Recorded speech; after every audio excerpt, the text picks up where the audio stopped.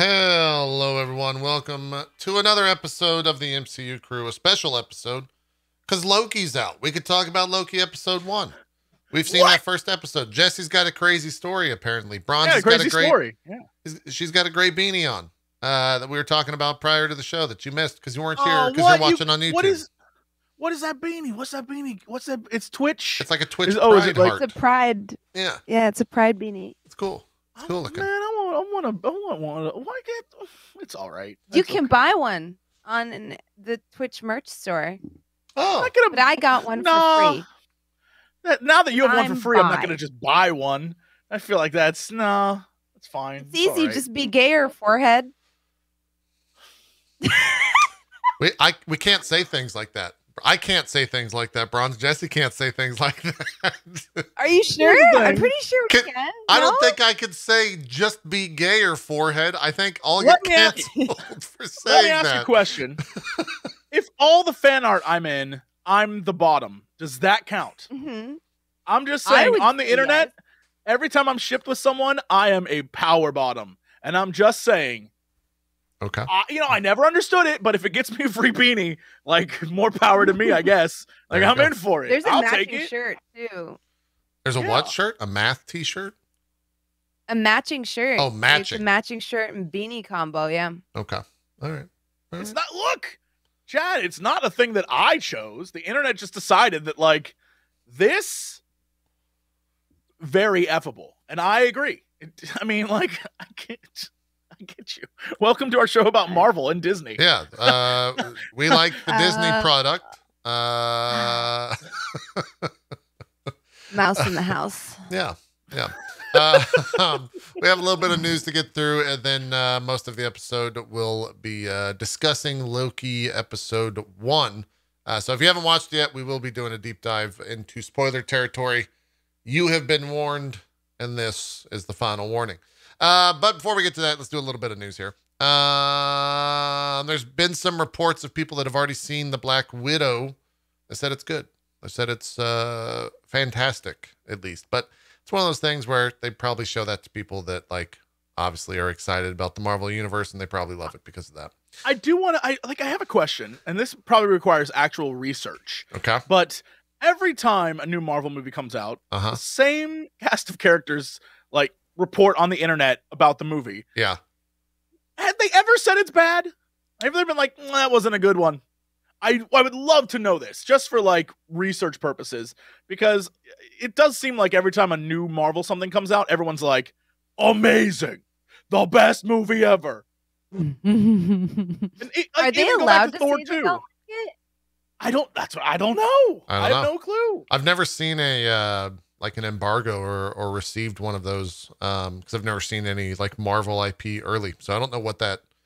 I think it's actually illegal to say, like, you can't say disparaging comments about this thing. I think that is actually illegal, especially if they don't include, like, some sort of disclaimer on the tweet/article. But yeah, I mean, I guess it's one of those things where a lot of people feel thankful that they were invited to, like, see a thing early, and so they don't actually share their true opinion. I'm worried that's the case a lot of the time. Just because I know that's how people are like. They're like, I want to be invited back again. So they say stuff like, yeah, it was great. But really, they're like, it was okay. We'll see. I just, everyone's like, check out the Thor 2 reviews. And I'm like, not reviews. Reviews are different. I'm talking about, like, the dudes who are on Twitter who are like, I saw it last night. Let me tell you, it blew my wiener off. And it's like, okay. All right. Well, there you go. Yeah, I'm reading through the article to say what was said, but it just, it's more of the same. The director, Kate Shortland, was the one that was out there saying stuff that a lot of the viewers, the early viewers, have compared it to Captain America: The Winter Soldier, and then also said, I can see that. Yeah, first we looked at things like No Country for Old Men, when asked what inspired the movie and what she would compare it to. And then we looked at things like Thelma and Louise and the Marvel film. People that have seen it have said it reminds them of is Captain America: The Winter Soldier. When asked for a follow-up, she explained the similarities are based upon a combination of things. It's got great action. It's got a lot of heart. It's emotional. At times it can be a little dark, but then it opens again and it's really exciting. So I think that's like this film. The film has fantastic action sequences, which we are really proud of. So a little bit of everything. Great. Coming out of Kate Shortland there and wherever this interview was. I wish I could. Oh, it was with Fandango, the premier source for all things. Man, I remember having to go on Fandango all the time to find like movie tickets and stuff. The world changed, man. It has. Fandango was the spot back in the day. Yeah. I think it's still kind of the spot. Well, in a post-COVID world, it will probably be. Or do you think does everyone just go to Rotten Tomatoes now? Does everyone just skip Fandango and go Rotten Tomatoes? I mean, Rotten Tomatoes is good. It used to be way back in the day. Ain't It Cool News, if you remember that. Yep, I remember Ain't It Cool. That used to be the spot. But yeah, didn't Harry get canceled for being a shitbag? I mean, a lot of people on that site got canceled for being a lot of things. Yeah. Okay. All right. Yeah. Yeah. I mean, I'm excited. I think it'll be fun. I'm not expecting like groundbreaking revelations or anything, but I am expecting to see some things that sort of tie, her reasons for being like, yo, I'm good as a character. I'll see y'all later. And then us getting a new Black Widow character. Yeah. I'm fine with that. I agree. I think that's probably how that's going to go. So, 2 bits of She-Hulk news. The first one being that the Good Place actress Jameela Jamil, Jameela Jamil, I hope I'm pronouncing that correctly. Yep, kind of. Has joined. Okay, great. Has joined the cast of She-Hulk as the series villain Titania. I don't know much about that villain. Yeah. Do you know anything about that villain? I only know the Final Fantasy 14 boss. What is Jameela? She is Titania. What does she do? She was introduced in 1984. Her powers include. Oh, she once wielded the power gem. Okay, that's a big deal. Thanks to cellular augmentation through radiation, Titania possesses immense superhuman strength that would originally enable her to match individuals such as the Thing, but later increased after performing rigorous, prolonged weightlifting training and rivals her nemesis, She-Hulk. Okay, so she's just a foil. What an interesting casting choice.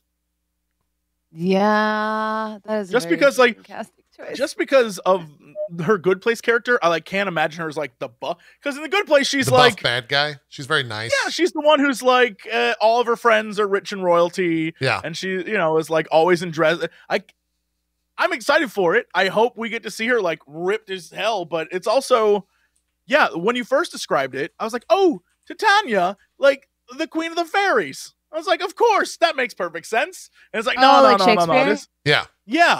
I was like, oh, of course, because I can see her in a flowing dress and a little wand. But they're like, no, this is a buff radiation lady. I'm like, all right, I'm here for it. Let's see where this goes. I don't know. Yeah. So we'll see. People are asking if She-Hulk has been casted. She has, and I think it's incredible casting because I think Tatiana Maslany was unbelievable in Orphan Black. If you have not seen Orphan Black, the TV show, definitely check it out because that's who's going to be She-Hulk, and she plays, I don't know, 8 different characters in that show. And going into any more of it would actually be somewhat of a spoiler, so just go watch it because she's incredible.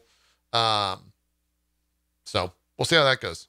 It is interesting though. For whatever reason, on her wiki, it says her height. She's 5'4". Is She-Hulk supposed to be taller than 5'4"? I think so. Yes. Yeah, but Jameela is very tall. She's actually very tall. Yeah, Jameela is very tall. She's extremely tall. So, is she supposed to be short?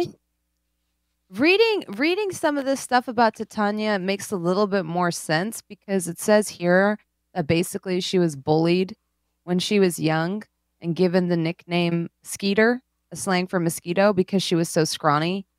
Oh, okay. So if they go that route, maybe they do want to play up how small. Because I mean, Jameela definitely hovers very much towards the very skinny side of actresses, right? Like, so maybe that's why she was cast. Because I'm trying to get over this too, because I'm looking at the photos of Titania and how they're like, after being blasted by Doctor Doom, musculature altering stuff, she becomes friggin' ripped. And I'm like, when I think friggin' ripped, I do not think Jameela. Like, that is like, I mean, but look what they did to Camille, right? Like, I was just about to say that. I was just about to say that. She's about to go into some crazy training. Maybe she comes out the other side. Yeah. And I'm on this podcast like, you know what? At first I was confused, but now I'm like, step on me. I'm waiting for it. Right? Like this could be a transformation. Who knows? Yeah. But sometimes like they don't hit it. Like, I'm gonna get shit for this, but I don't care. Like, I mean, the Wonder Woman casting, and there people were like, Gal Gadot got ripped, and I was like, where? I'm looking for it. Yeah, she got toned. Is the probably? I'm looking. I can't see it. Where's this rip y'all are talking about? And for me, seeing that scene with the Amazonians and every single one of those poor women in the background looks like they could suplex her through 7 tables. I was like, y'all really showed us what we could have had and then showed us what we got, which was this anemic Superwoman or Wonder Woman. Sorry. Yeah. So, I mean, I hope they can work magic there, but I don't know. Like sometimes they fail at it. Yeah. Well, I mean, we saw what they did in those leaked photos of Portman on the set of Thor 4. Right, and she was ripped out of her goddamn mind. She masked the fuck up on her shoulders and arms. So, but that's because that's the Portman, you know. Yeah, Natalie Portman does her own. Like when she goes in, she goes 200%. That's what I'm saying. Yeah, she's like that Christian Bale type, you know. That's like shave my head. I don't give a fuck. Let's friggin' do this performance art. Yeah, you're like yes, that's the Portman. Yeah, that woman never phones anything in. No. Even when she's forced to do terrible Star Wars acting, she's like, you're like, damn, she's doing it. You know what? Yeah. She said that line and that was embarrassing, but she said it and she did it. And like, keep going, girl. She said, you killed younglings and did it without laughing. Give that woman an Academy Award. Give her roses. She is brilliant and everyone else sucks. True. Yeah, that's the Portman. That is true. That is a very real statement. Also, some more She-Hulk news, the second bit of news. And this one, this one's I don't know what the fuck this means in a lot of ways. According to MCU Direct, the Disney Plus series will introduce Hulk's son. He's going to have a son named Scar, who's, I guess, a part of the comic books already, but I guess Scientist Hulk is going to have a kid or something. That means Scientist Hulk is getting laid. Yeah. I don't know if that's true.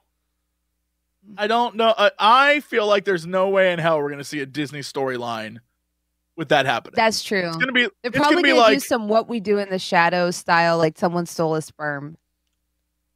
He's gonna be like, you have a kid? I have a kid? Yeah, it's gonna be like that kind of vibe. It's like, meeting my kid. It's awkward. Like that's definitely what's gonna happen. So I'm reading about it. Has not been confirmed by Disney and Marvel, so might not be real whatsoever. But the rumor does have some credibility to it in terms of where this all came from. Scar is the son of Bruce Banner, who was conceived during the Hulk's tenure on Sakaar, which is a place that is established in the MCU. That's where the Thor Ragnarok takes place. He possessed very similar power to his father, though also inherited abilities from his mother, Kyera, a Sakaaran. So, I don't know. What? No, is that just going to be a thing where it's like his son knocks on his door and he's like, oh shit. And then it like does a laugh track and the episode ends with credits rolling. Like, I don't know how they would introduce that. That would be very weird. I hope whatever it is, like I hope whoever the mother is, it isn't just like a lady. I hope it's like a tentacle bee, something like wacky. Something You know where what I mean? like the other people can make fun of them about it and like joke about it. Something wild and wacky. Something just like, it was Crazy Planet. One night, this tentacle lady shows up, and I'm like, you know what? I feel it. I don't know. I want something weird. Like, and Hulk was like, Hulk drunk. Too much cigar wine. Right? And it's funny. The response is, I hope not. Look, all I'm saying is, I hope so. Yeah, then him and Quill can bond, and Quill can like do things again. Yeah. It's just going to be a family of Hulks running around doing Hulk things. Oh my God. There was Was there a book? wait, yes. I mean, he had a run called Scar, Son of Hulk, back Okay, in the there late was- 2000s. Okay, chat, correct me if I'm wrong. There was one that was like of redneck Hulks that were inbred, and it was horrible. That's Logan. It was, it, That's- like scarred That's me like for Old Man life. Logan, right? That's the Old Man Logan. I thought they were storyline? Hulks. Yeah, no, they're all Hulks, and they like eat people and stuff. Yeah, they're all like yeah, inbred. and they're like for some reason because I think it's like what the Hulk and She-Hulk kids, which Well, I mean, that already is, that's... all their they're all kids like, come out like Oh, is that Maestro? Southern. Is this the Maestro Hulk thing? Is that a I part don't. of this? It was No, horrifying. this was I read literally it, the like, Old Man Logan, years like ago. what was going on in the world of that Yes. story. Is the Yes, Hulk's kids are yes. like eating humans they're and like all- going crazy. Yeah, but it's so weird. It's so Very weird. gross. Yeah. And I don't know why they did that. And I was like, no. Weird. Mm-hmm. That's a strange thing. Sometimes, comic book writers be doing a lot. Okay. There was a whole storyline where where Mary Jane dies of irradiation from his Yeah, go on. Oh, yeah. No. I believe From this Spider-Man scenario. Sperm. Yeah, I believe this scenario was even though it was about Superman, we all remember mall rats. Yeah, Comic books it's a problem. It's an inherent problem with superheroes it is. and their significant others. Obviously. It is. Obviously. We all remember mall rats. Yeah. It's true. Mm-hmm. Mallrats is such a good movie though. But I don't know. I feel like maybe people don't realize that the Hulk and She-Hulk are related. Yeah, they're No, cousins. yeah, they definitely do. That's why it was so weird when they had kids and they were like crazy Hulksters. Yeah, that was the whole point. Yeah. Is it supposed to be like, oh no? That's how it goes. That's how it goes. Yeah. I feel like I derailed the conversation. I'm so sorry. From what? From Where what? did No. you derail us from? No, we're not We're- derailed. I don't know. We you were said already on the Hulk side of the family, and road. I was like, I like had this like sudden like real life PTSD. Like, oh God, no, not that serious. We're not derailed. Yeah. It's fine. I was over here like the Hulk should bang a squid, and you're just like, no, Yeah, that's actually how we it was opened his up the cousin, and they conversation. had weird babies. Yeah. Like we were That's true, already off that's the true. road. That's true. We were Yeah, parked on the side yeah, changing yeah. the tires, and you just Right. decide to help. Yeah. Accurate. 2 more rumors out of some potential what if episodes. One of them is potentially going to be an alternate reality where Gamora must track down Tony Stark. Might be interesting. Mm. I don't know why. What does that mean? Yeah. I don't know. Okay. I don't Like know. in what timeline? Let's see if they go on to say where this focus is on. If they go down that path, I'm very interested because at one point, Gamora and Tony hooked up, and it was actually kind of cute. So I'm wondering if that will happen in the what if episodes. Yeah, they mentioned that in this article. I wonder if actually. they'll date. Yeah, they say that Gamora, on top of potentially still working under her father's guidance, that she will be hunting a target, Robert Downey Jr.'s Tony Stark.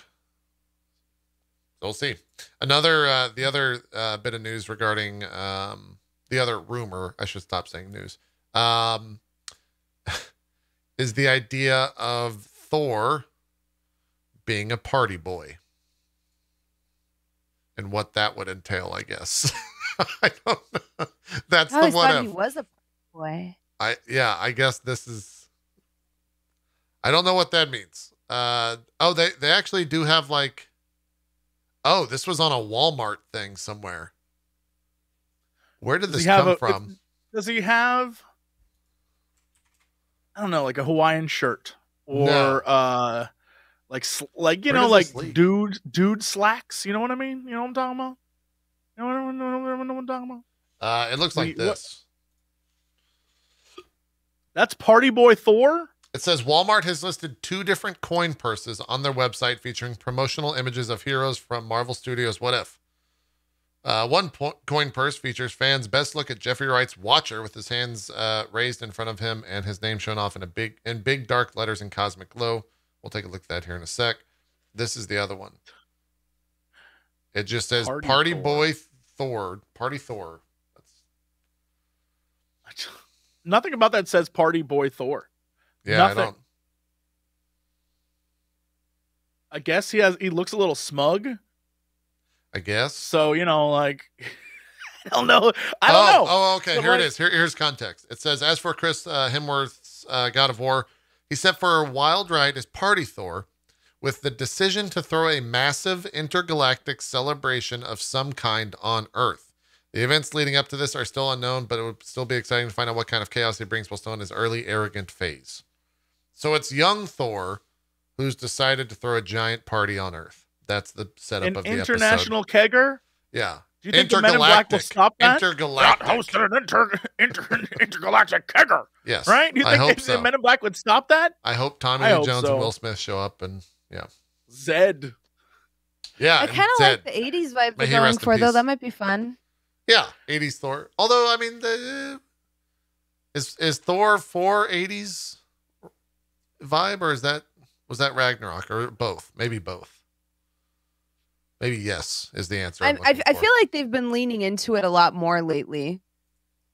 Yeah, just making that like which I'm not opposed to. Yeah. Actually, like this take, it's less Party Thor and more event organizer Thor. He's the guy hosting it. If you're the host, you're not out there having fun. You're like, does everyone have enough cream puffs? Are there drinks for everyone? What is going on? I hope no one is in my bedroom. I swear to God, I locked that door specifically so no one would go in there. Yeah. You're not having fun. You're worried. Exactly. That's true. Party planner Thor. Meow, meow.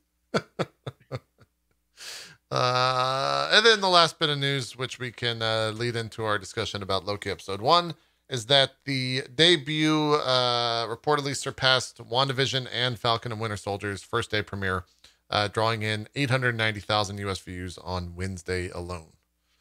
A lot of people like that Loki. I guess in a lot of ways, out of Falcon and Winter Soldier and WandaVision, like Loki is probably the fan favorite, right? Like the initial audience already knows very well who Loki is, being that he was the enemy in the first fucking Avengers, right? Like he's been around from that much and not been a side character. He's been in the forefront of a lot of stuff. So it makes sense. I get that. I understand. Also, I think they knocked it out of the park with showing off the scale of the show, if that makes sense. Like, or like all the trailers, it doesn't seem like it's a show. It seems like it's like a movie. Like it looks really good. Yeah. And I don't want to say they didn't do that with Falcon and Winter Soldier, but the scale, in my opinion, was not what Loki looks like. No, yeah. I just feel like Loki looks like a freaking movie. I'm very curious about the rest of these episodes, because you're right. The first episode had like a movie scale quality to it, But if you remember the very first Falcon Winter Soldier episode, that felt kind of like, well, it was like flying through the canyon and shit. Like that felt kind of like a movie. Yeah. And then immediately it shrank. Like from episode 2 on, like everything they did shrank. I don't know, like for budget reasons, or they want to like really go really big that first episode, but it was like, and then I'm curious what's going to happen with the rest of Loki. Yeah, we'll see, I guess. Well, let's jump into it. Let's talk Loki, episode 1. I've only watched it once because there's been so much E3 craziness happening. I just haven't had the time to dive in a second time. And I feel like the only reason that I say that is because the first 15 minutes are like fucking dense. There is so much that is discussed in the opening of that show that is like world building and MCU building and like cosmic lore and all of this stuff that happens. I appreciated that so much. It was incredible. I loved every minute of that. I guarantee you they will like eventually tweet out that little like comic that they essentially used at the animation that they used. Minutes? Yeah, where she explains everything that happened.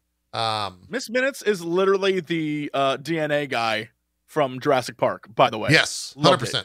Loved it. I love her. Yeah. She's so cute. I like how cute she is, and also how they intersplice like the seriousness of like everything that she's saying. It was great. There was a lot covered in the opening 15 minutes. So before we talk about this, before we jump in, okay, I just want to say I may suddenly be biased, and I'm not even sure why, but it just happened. So I was watching the episode, and when it ended, all the credits started to appear, and the writer of the show, Michael Waldron, I was like, hold on now. That is, Michael Waldron was one of the executive producers on the YouTube Red show we did. Oh, really? He wrote for Rick and Morty, and then he's doing this and Doctor Strange. And I was like, what? I had no clue. And so to see that, now I feel like I am utterly biased by the show, because I was like, boy, I enjoyed that. And then I'm like, oh, I know the man who made this. So I'm just saying, it's wild. That's subtle flex. Damn. It's not even like subtle. I'm like roid raging over here, because that, like, I couldn't believe it. I was like, what? And it just reminded me that this industry is very small. That's true. Like like everyone kind of knows everyone after a while. So it was interesting. I had no clue, but congratulations to him, because that's big time. You know what? I liked it. I liked that first episode. So yeah, I thought it was great. All in all, let's jump into the nitty gritty of it, though. They did a great job setting up everything. If you have no idea what has happened to Loki, in the sense of like everything that's happened to him up until that point, and where his timeline is coming from. And I also love the fact that they established right out of the gate of him landing wherever he ends up in the different part of the timeline that he goes to after grabbing that cube, which we saw in Endgame. Yeah, in Endgame, where he like teleports away. We never saw where he teleported to. They basically just go straight to from that scene to where he teleported to. And the first thing Loki does is finds the biggest rock, soapbox, stands on it, and just proceeds to try to conquer these people. And the Mongolians are like... Immediately. He's like, who are you? Yeah. That's my favorite part. It's like, what are you doing here in the desert, bro? Yeah. It just continues the trend of Loki being exactly what Loki was at the end of Avengers in 2011, right? Like it was through and through that scene. But then the TVA shows up, beats his ass. What was it? They stop him to like 1/16 of his speed with the and then he feels all the pain. Yeah, but he feels all the pain in real time. Yeah. Mm-hmm. The whole, in a lot of ways, I think the whole episode was very much like, this is now the new power level, or the idea of power that you think you know from the MCU doesn't exist anymore, I think is a better way to phrase that. And I think Loki goes to say that multiple times. He's like, this is the real, like, as he learns more about the TVA, he's like, you are the most powerful thing in the universe. Like he realizes everything that he knows and thinks his actual power is not. But like, The thing that they do in that starting scene that I think is the most interesting, and it continues to be interesting for the rest of the episode, and will be important, I'm sure, is they're like, "Yo, snip this timeline, bro." Yes, I and think they put down. Yes, I know exactly where you're going. I agree. Yeah, they put down like a little thing, and then it goes from orange to purple, which that purple looking a lot like the magic Agatha uses, but anyway, which I think is supposed to be like the dark magic in the MCU, right? Or something. I have no clue. But they put that thing down and they walk away. And every time they're in a different timeline, they put that thing down. And if you watch that Miss Minutes video, they're like, "Oh yeah," and then we just like clean up the timeline. I think they vaporize like that they. Yep. And I think that's why Loki is like the twist at the end, right? Yeah. We're like, everyone's, we have to stop him. It's like, don't you see? Loki's the good guy, bro. Yeah. I won't get to it, but 100% that's what the plot of the show is. Yeah. 100%. Yeah, they are destroying that universe, as it were. I think that that thing that they unleash just spreads and destroys everything.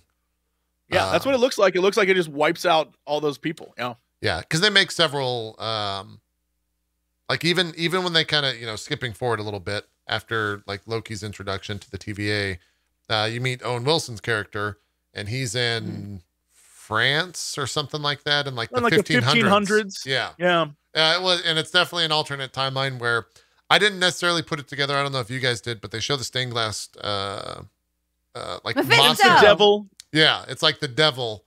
That's just like Loki and the frost giant blue. Oh, I thought it was Mephisto. You were close. Because of the stained glass with the devil and the Mephisto confirmed? Yes. I definitely think that was them effing with fans, for sure. Yeah. For sure that was them being like, Mephisto, get it? Yeah. Yeah, no, it was definitely like the idea of a horned devil trickster, Loki, horned devil trickster. Yeah. Yep. But even then, when they cut to like Owen Wilson, they're like, "Hey, we gotta go." Like the timeline's about to. I forgot the exact language that they use, but they show him the little graph, and it's like hitting the red line or some shit. And so I don't know if that means like it's hitting the like. I don't know if that means that they can't destroy it once it hits this certain point or what, right? Like they didn't really divulge what it meant when they said we're getting close to the reaching the red line. I don't know if it becomes permanent. I don't know if they can't destroy it at that point. I would suspect that we'll probably learn a little bit more about like what an alternate timeline looks and does, and how a deviant, or sorry, not a deviant. Deviant is Eternals crap. What do they call a variant? A variant is the language they use.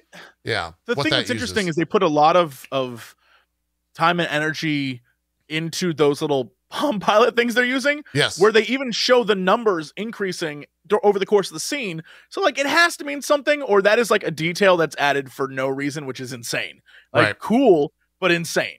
And so I feel like you're right. There needs to be, you know, whatever the red line is, we need an explanation of like point of no return, bro. Like, and here's the thing. Technically, in one of those timelines, that's the case at the end. I don't know. Yeah. Yeah.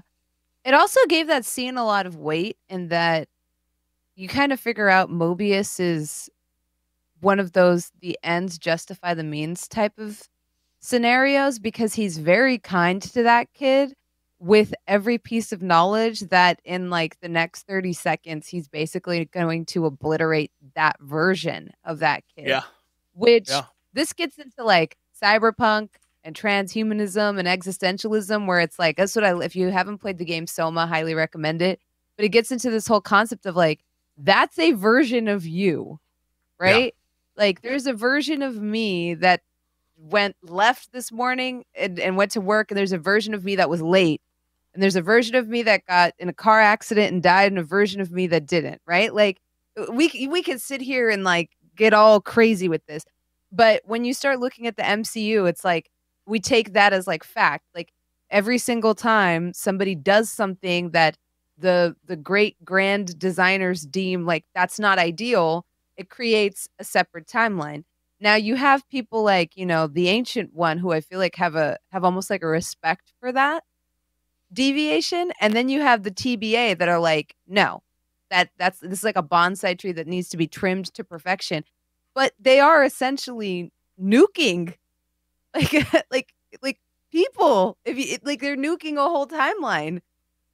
So it really sucks if you're not part of that timeline. Yep. Because if you're not part of the good timeline, because that just means like there's a version of you that's going to cease to exist. But like, and that's terrifying there's to think about. It's I think it's like the concept of quantum immortality, right? Yes. Where, like, I'm not sure the exact thought experiment on this, so please in chat if you know better than me. But like, isn't the idea of Schrodinger's cat, which is the cat's alive or dead in the box and you don't know, but then like quantum immortality is like you're the one in the box, and on the outside you're either alive or dead, but on the inside you're like doing your own thing, and you don't necessarily know which version of you are. So no matter what, like Bronze was talking about, all these ways that Bronze died in the past, like Bronze doesn't know that Bronze 2 is already dead.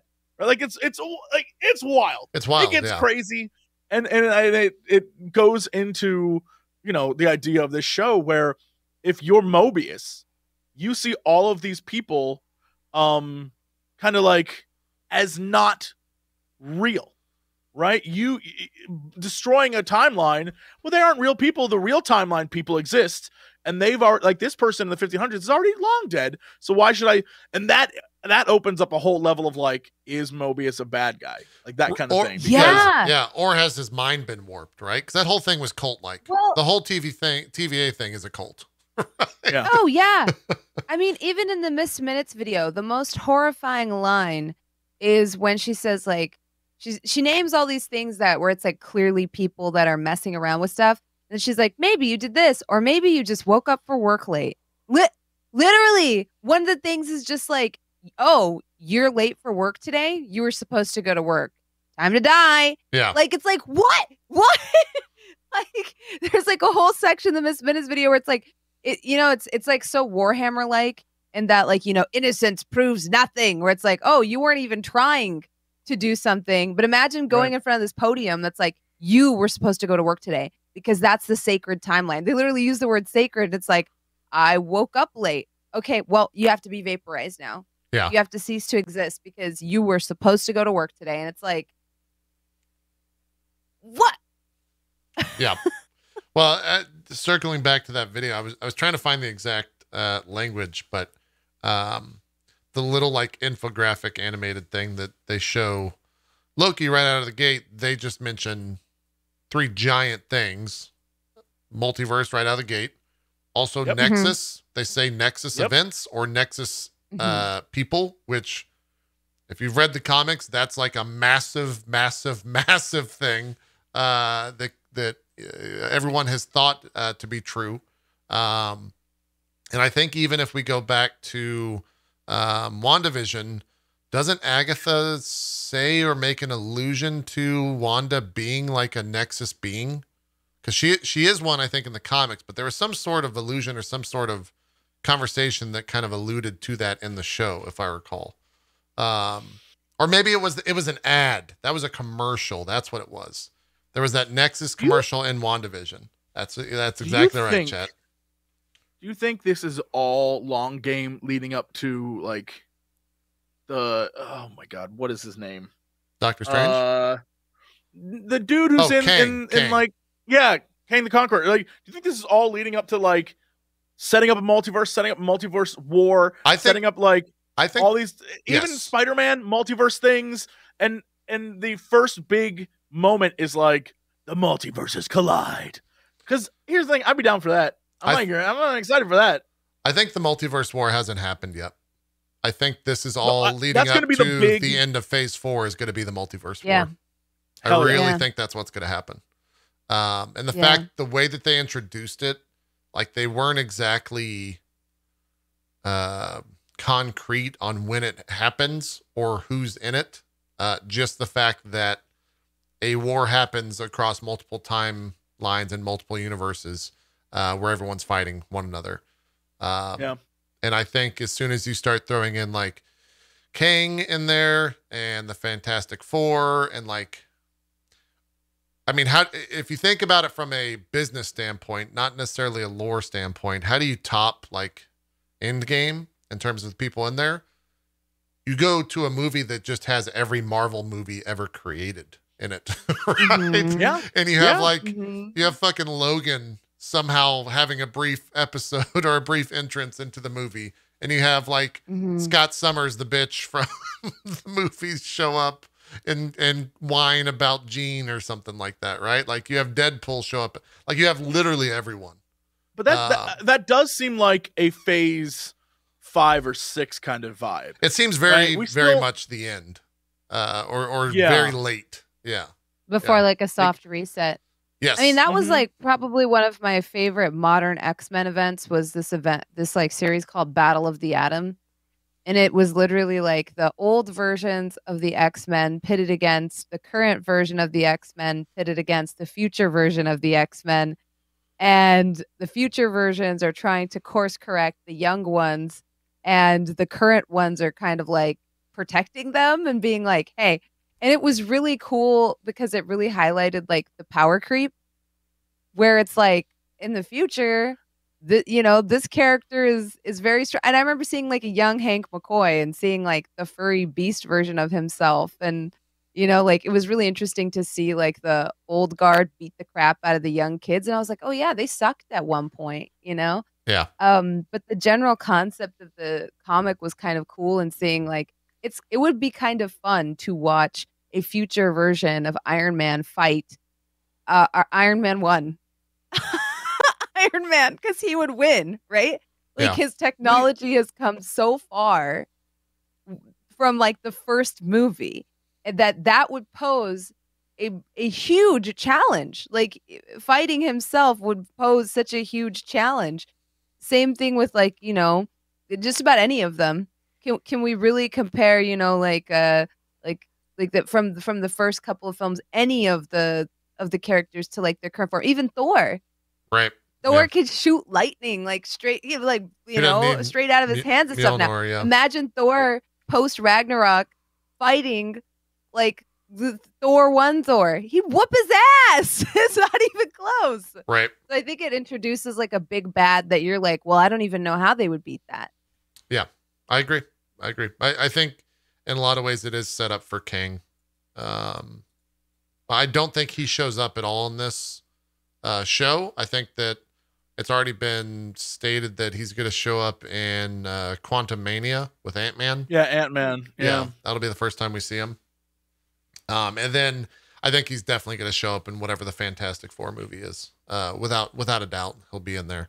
But I'm really curious to see about this show specifically sets up a new power level as well, right? Like it blatantly is like your dumb Infinity Stones are dumb and stupid, and they do not matter to us. So, which is like that's a whole other power. That's like the next level up in power. I read an article, and I actually agree with the article that said that it's not a different power level, it's just a different power.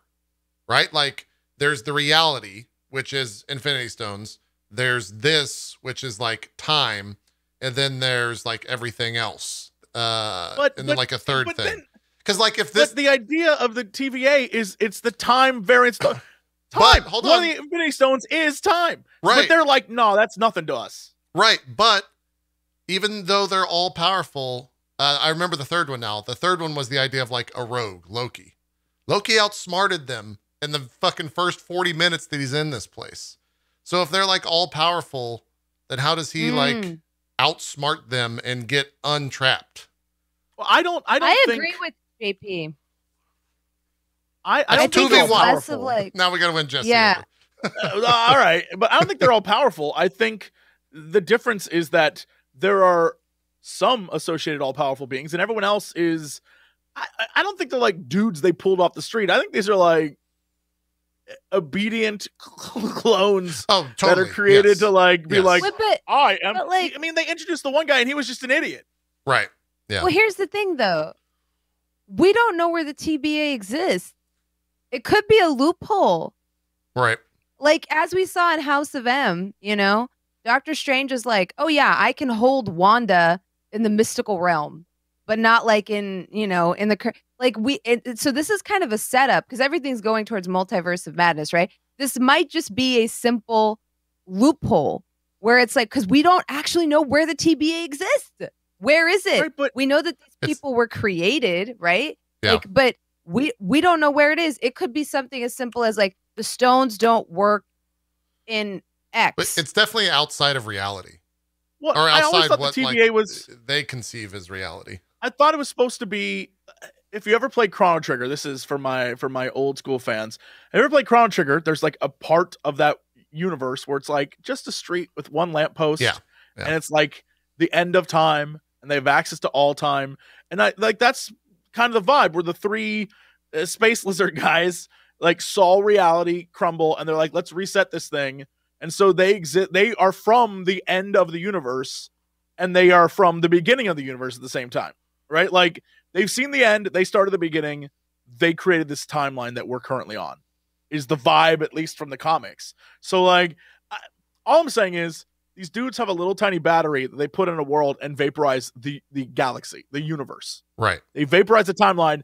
That's power. All I'm saying is that's power. It's in like, it's a handheld. It's literally like a thermos. Boop. And then they blow up a universe. It's definitely. I'm just saying. It's definitely power though. But to me, but it hits the red line. it seems like they can't do it. Is the thing. Like there's Maybe. limits. We don't yeah, know. That's there's like That's a an limitation on It there, is. Yeah. right? Like I almost maybe it's if it hits the red line, reality branches again. Yeah. Because there'll be another variant. They did show that in the video, the anime. They're like, yeah, They did. and so then maybe all it's these like other at the red line, it branches again, and then they have to play catch up, and then maybe there's a likelihood it'll branch again and branch again and branch again and branch again. Yeah, before that could they be. can like reset all of them. Those were red lines in the video. You're absolutely right. That could be exactly what it is. Yeah. So it could just be like, well, we've got 30 seconds to reset this before it branches again, and then this is going to start to become a hydra where there's too many heads for us to cut off. I feel like it's a loophole thing. I really do feel like it's a loophole thing where it's like, because even I know you said that the purple stuff, the purple powers kind of reminded you of Agatha's powers. Agatha? They reminded me of like Infinity Stone powers almost, where I was like, it's almost like in this realm of reality they work, but in the TBA realm of reality they don't work. Right. I think. And they that's also how it have is their for way me. to describe that this dude doesn't even know what a fish is. And I think that leads He's to like, what he thought Jesse he was was going to turn me into a fish. what Jesse was saying, where they're all just like, Yeah. they're the only reason that like we perceive them as human beings is because that's what we know them to be. They're probably nothing. Like they just were created. Yeah, I mean, everyone that you saw, all the different characters from the take the ticket guy to the judge lady to even Mobius and like the guy behind the counter, all of them are very like, I do my job. This is my job. I need to know nothing else. Like when Right. Loki's like, so space lizards, like who tells you what? She's like, look, they tell me what to do. I do what they tell me to do, and that's it. And I think the reason why Loki can play them so easily is because they are so dumb. But they're like the perfect Loki subordinates. They're like, if he was ever going to play anyone, these are the perfect people because they're just like, we don't really know any better. Yeah. So Yeah. I don't know. There's a lot that happens in that opening scene. I feel like the rest of the show, in terms of the proper plot, was kind of took a backseat to just how much was in that first 15 or 20 minutes, in terms of like, hey, this is where the MCU is at right now, right? Like all that other shit, it was small potatoes. And that, in that essence, I do agree, Jesse, that like, they're definitely setting up the idea of like, all that Thanos shit, yeah, that doesn't mean that much because here's a billion different Infinity Stones that we use as paperweights. I also love the little nod that like the majority of those Infinity Stones were all time stones. There's also one Soul Stone, which means that, that one's like harder to get because you have to give up something. I thought that was pretty cute that they were that close to, or that the details matter is essentially what I'm trying to say, right? I also will say, just throw this out there. We were like kind of right on sort of predictions of what we thought was going to be in this show. Yeah. Him watching his entire life. I'm going to make a call right now. I could be way off. But I'm going to make a call. Loki picks up that time stone and we hear a clank, but we don't see him put it back. We just hear like a clink, and he doesn't put it back. And I know they say they don't work, and I know that he tried to use the Tesseract, but I'm gonna let you know he stole that time stone, and he is some way at the end of whatever the story arc of this is gonna be is gonna prevent his own death. I'm calling it now. He's gonna time stone the hell out of it, and they're gonna be like, "That was part of the plan." I was like, he's gonna witness his own death, and he's gonna stand there and let that version of him go. Something like that, I think, is gonna happen. He's gonna be the background of that scene. Watch it happen. Watch some weird stuff happen. I think that Owen and him build a relationship, and Owen's character Morbius helps him out with that situation. I'm still not convinced that he's not going to be the big bad at the end of this. I think he's going to be like, oh shit, I'm working for the big bad. I think that's the type of story they're going to go. But he might be so like subordinate that he's just like, you know, whatever, blindly following it. Well, is he even capable of free thought? How do we know these things aren't just AI? Yeah. That's what I'm saying. Like you're right. One guy literally said he spent his entire life behind a desk. And I don't think that's like being facetious. I think he literally was created and put behind a desk. And they were like, yeah, that's you now. And he's like, okay. Yeah. Well, let's continue down the path of what happens in the show. We've kind of been jumping around. I think the entire scene where Loki like gets caught up on what has happened in the rest of the MCU. They do it over like 15 minutes of like, here's what happens in Thor 2. Here's what happens in Thor 3. Here's what happens at Endgame. Everything that he was in, I thought that was very cute. And also like a pretty impactful way to like show Loki how serious this is, right? Like you could tell before all that stuff happened, he was definitely his 2011 version of Loki. And then in the course of 10 minutes after watching his mom's death, his dad's death, his death, he's just like, oh fuck. Okay, we gotta like, I'm done. I understand. I'm with you guys. Like this is what's so crazy about that is Mobius is literally just like this, like, dude, you aren't ever gonna be the main character. Like you keep saying like, oh yeah, I'm gonna get the power to be. He's like, that's new. You exist to make other people better because you suck so bad, dude. No, he says basically the plot. Yes, he. I think verbatim it was like, you exist to make the best person or the best version of other people is something that he says, and then he shows like the Avengers, and then he shows like Thor, and it was like, oh shit, like that. I thought that was super fucked up from Owen. And then when him and Owen get into like a verbal argument, he says something along the lines of like, yeah, well, your mom's dead or some shit, right? It was a really like soul crushing line that brought the entire episode to a halt. I think it was those were great. Those interactions were 10 out of 10. I think that is like a profound understanding thing though, where a lot of great characters, at least in all sorts of different media, but a lot of great characters have that moment where they realize like, this was never my story. It's this other character, and me being there and a part of their life is what's going to like save the day or whatever. Right? I'm just like the mentor or I'm the friend, but the entire time they thought they were like the hot shit, and it's not. And I enjoy the fact that they hit Loki with that. Like, dude, you think you're like the king, and your whole point is that you are such an asshole that you unite and make others better because of how badly you suck. Yeah. And then you die. And that's your whole purpose in life is like you die, and that kind of like makes Thor into a badass. And so he can go defeat that. Like, oh, that's, that's your purpose in life, which is like, what a kick to the balls, but it's fascinating. I love that stuff. I think it's so neat. It's great. I think really my favorite thing about this show is just how much they've made it really relatable to like a post-pandemic audience, especially like even the pacing and sort of vibe of the show from the opening. Like every single person at the TVA is like, I don't have time for this. Like every single one is like tired, overworked, exhausted. Like it's very much like, next. No, I don't have time to explain this to you. What do you want? I don't freaking care. Next, the guy with the cat. And I love that he had like the cat on his mug too. It was such a small effect that I just loved. I love that guy that's like, please sign here to verify this is everything you've ever said. What? This too. Yep. What is the meaning of this?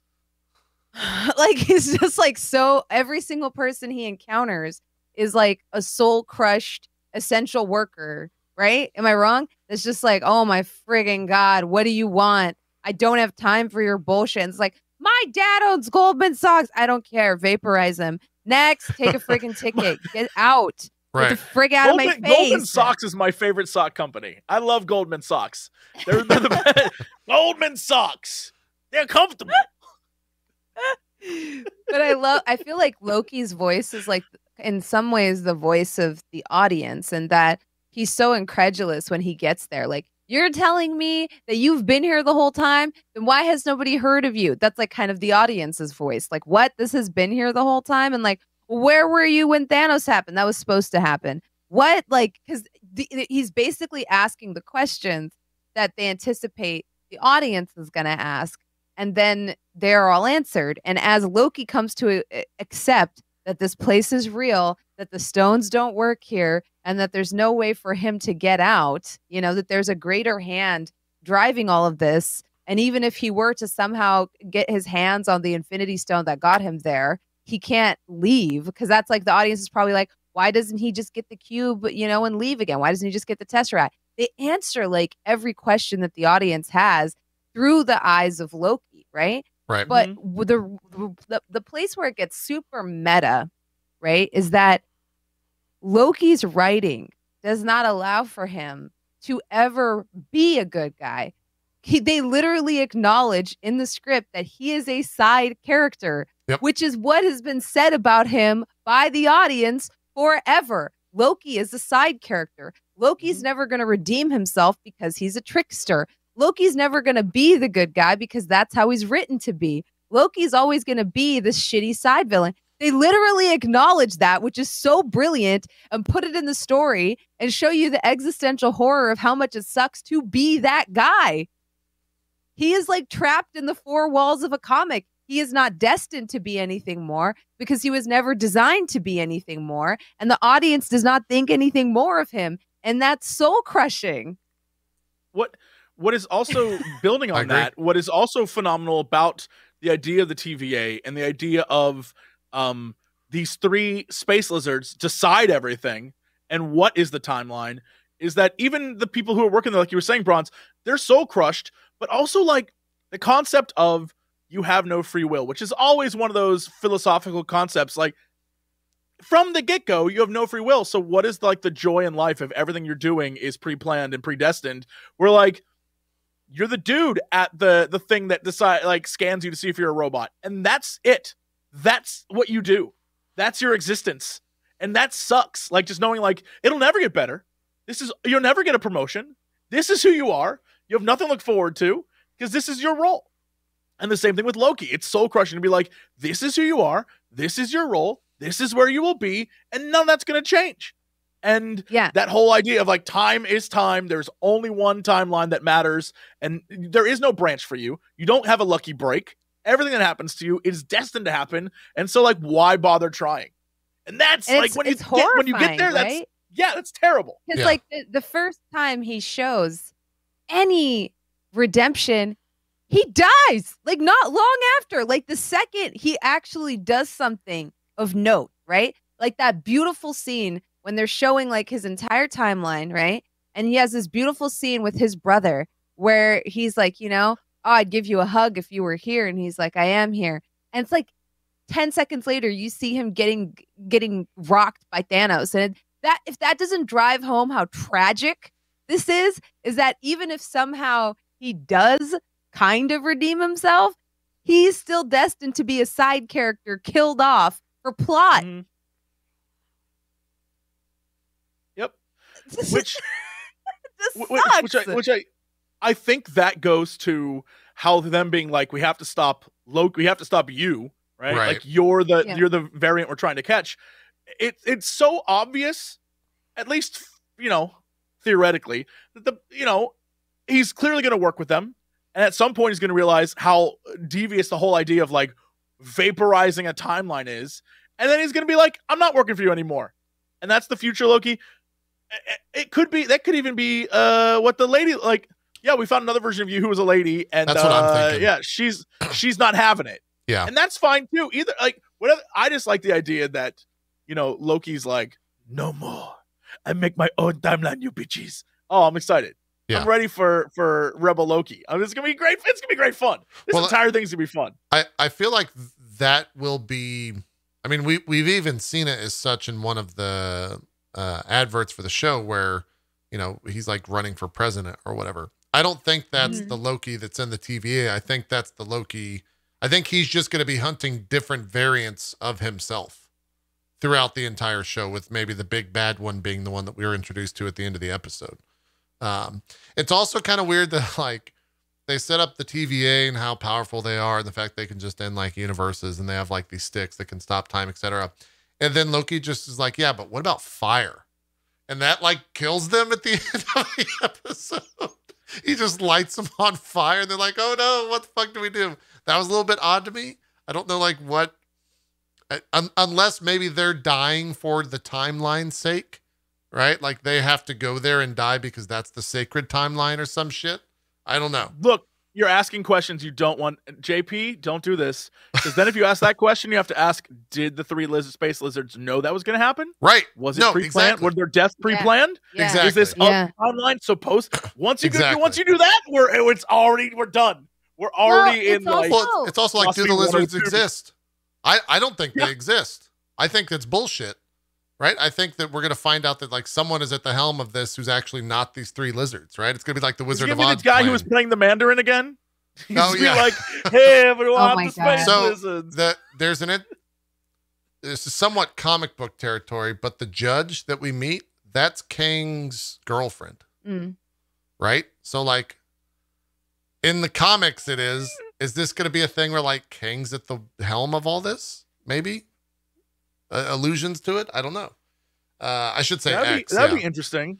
Yeah. You know what else I thought was interesting about them being set on fire? Because I had that thought process too. They say earlier that like, oh, 3 of our agents were attacked without warning. So I don't think they're actually that proficient at their jobs, as we saw with how quickly Loki outsmarted them. Yeah. I think it's more that they're coming in knowing exactly what's going to happen. And yet there's somebody who's one step ahead, and that step ahead is enough for them because they don't even have time to take out their time stick and like freeze this person, right? They do not expect this person to be there. I think so much of their power comes from just the element of surprise. Like, we know what's going to happen here. You don't. And that allows us to get the jump on you every single time. Yeah. But this one person's already one step ahead, already set up. So they're coming into this like, okay, this is what we're expecting to find. This should be pretty easy. And instead they come in and someone set a trap for them. And I think they're just not that proficient at being able to think on the fly because they're so used to having prior knowledge. Yeah. It goes back to that article that I read and agreed with of, you know, setting up the 3 powers of like Infinity Stones rule the world of reality. TVA rules the power of time. And then, you know, you have the tricksters, the Lokis of the world that can kind of like outsmart the TVA, which he proved in terms of escaping. And then he proved by like, you know, being the trickster and setting him on fire and like kind of going outside of what they had originally planned, I guess. But I don't know. It could also just be the sacred timeline stuff. Portal is so lazy. Yes. Like they're not like head on a swivel, you know, spec ops team. They're like, yeah, someone tried to go back because they literally acknowledge that in the future people make time machines all the freaking time.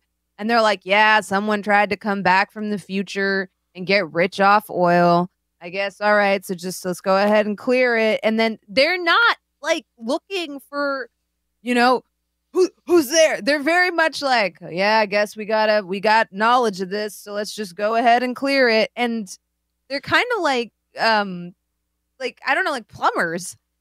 Yeah. You know, that happen to have security sticks where it's like, we're going to go through that portal. Loki's going to try to get away. I'll bop him with my stick and put a collar on him. Do you remember? They're almost like animal control or pest control. I've only seen it once. What was the thing that they were like probing at when they go into that field? It was definitely like some MacGuffin. It's like a shovel thing. But it was right? like it was like a sci-fi shuffle or something. It was like from the future. Yeah, it was like a future shovel. Yeah. Okay. Yeah. Does anyone know like what that was, or was it just supposed to be some weird MacGuffin item that like got them to go there? Because I remember seeing that and thinking like, what the fuck is that? And then they just got caught on fire. So I don't know. Let me like drop a thought. Are we gonna get a Jesse theory here? Thought. Is this Let me just put a thought okay. in your head. Here we go. Strap in. All right, going on what the two of you were talking about. There are no 3 space lizards. Okay. Doesn't exist. Okay. This is all a Kang plot to control time, and like it's his own time. Like I've created the perfect timeline for my rise to like all of the setup. Everything that I'm doing is like, then it'll be my time. You know, like that kind of thing where he like this is all manipulation of the timelines by him for like evil purposes. And then you can say, oh yeah, well the person who's the judge, well of course Kang is like, hey baby girl, I need you to do some things for me. She's like, okay, like I'm just putting it out there, just throwing it out there that this is all, and that's another reason Loki can be like, you're all evil. Maybe, yeah. And we know that the Infinity Stones don't work in the quantum realm because that's how Ant-Man didn't get snapped away. What if this? What if the TVA is subatomic? It's small. Yes, that's what I was gonna say. Oh. Yes. What if they're all little people existing in this tiny little people? That's how they can exist to be so big, because it looks to be like ever sprawling in that city. Exist because they're in. Yeah, but it's like this big. Oh. I think you might be right. I think the TVA does exist in the quantum realm. That I did not consider that. That's the place where we know Infinity Stones just don't work. They don't work. Yeah. You can wipe off half of the planet, but you can't wipe out half of the quantum realm. So and then that would explain how this giant space exists that nobody knows about, right? This sprawling metropolis with these creatures who have never even seen fish and have all these resources. Quantum realm. It's all in the quantum realm. And when you transport Infinity Stones into the quantum realm, they cease to exist. We never saw what that city in Ant-Man and the Wasp really looked like. All I'm saying is, could be a massive setup. And Kang's just like in the background, like, oh, these dummies. Oh, yeah. Because that's, controlling the flow of time. Only one option for reality is a devious thing. Like the idea that you are controlling it based on what you think reality should be, that's a villain plot line. That isn't like 3 powerful, like all-knowing lizards. That's like the bad guy plot. And so all I'm saying is, if Kang is the next bad guy, that's a good setup to get there. If him being like, of course all these things are supposed to happen because I need them to happen. Right? Because some of the things that they decide are fine make no sense unless you're like, of course, Thanos needs to be out of the way for Kang to take. Like, if he's killing off his competition, of course he's going to be like, yeah. That's fine with me. This also falls in line with like my theory that like it's like the TVA is a loophole. It's less that they're all powerful and more so that they're just like they found a loophole, and the quantum realm could be that loophole. Well, we already saw in Avengers that's how time travel happens, right? They shrunk down and went to the quantum realm. That was where the portals existed in a lot of ways. Did we see how the TVA went to and from places? They had like those weird doors that just appeared, right? Yeah.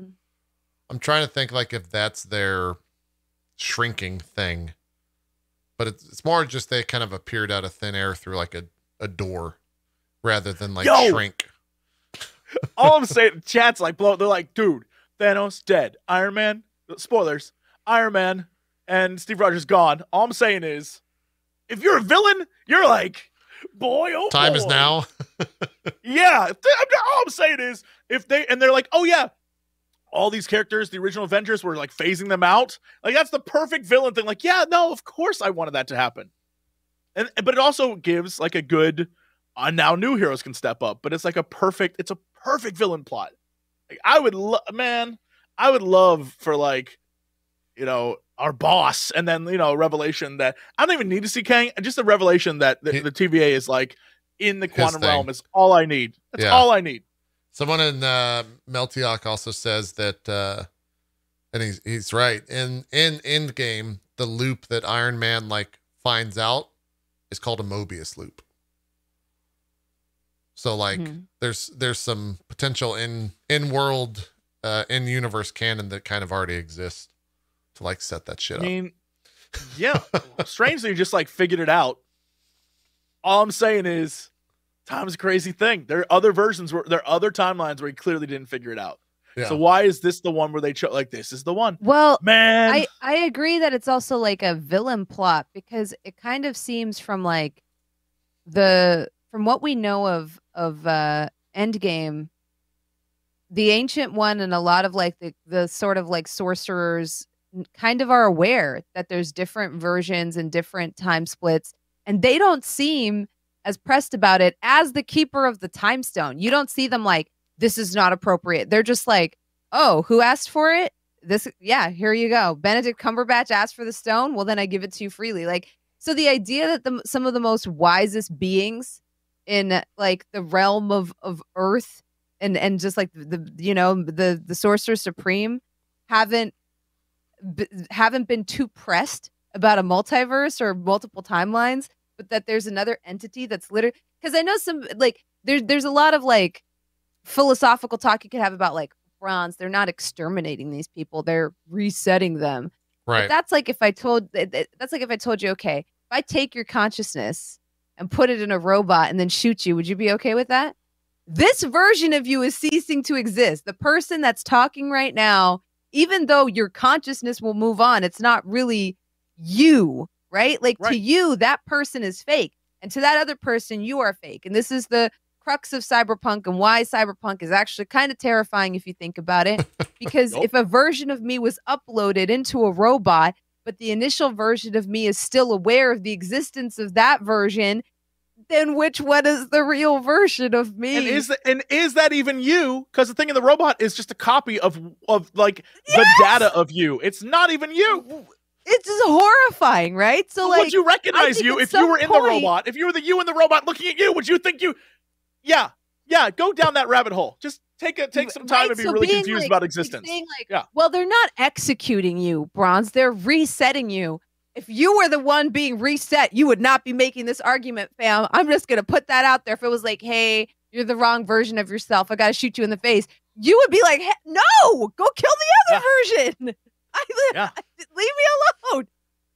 Because if a portal opened right now, somebody with a gun came out and was like, hey, you're the wrong version, I'd be like, no, the other person's the wrong version. Even though that's also me, because self-awareness is a bitch. I don't know if y'all know this. It is. Yeah. It is. Yeah. Wait till you realize that you're the only person that exists. Go down that rabbit hole. The only thing you know for real is that only you exist because your mind creates everything else. Yeah. Everything you see, touch, smell, all of it is your brain being like, that's what that is. I don't know that Bronze is even real, personally. It's true. It's true. I could just be a part of a simulation. And the reason I look like this and talk like this is because this is a form that you find comfort or friendship in.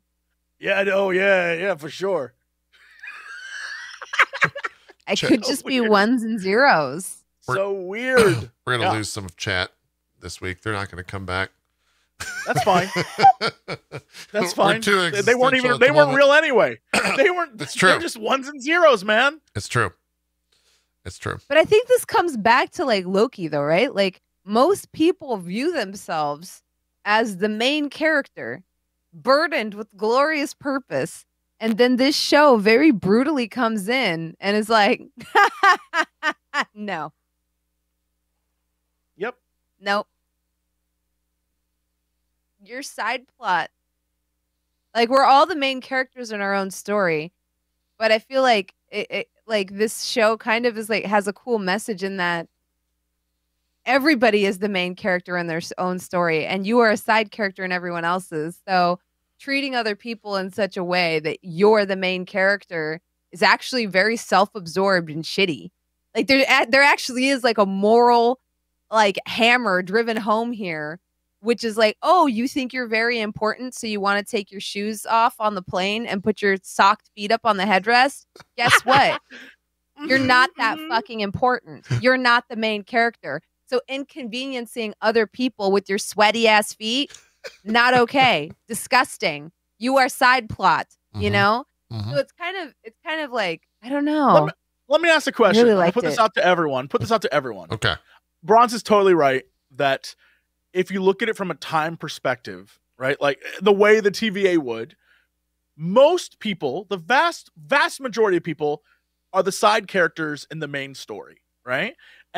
But some people have to be the main characters.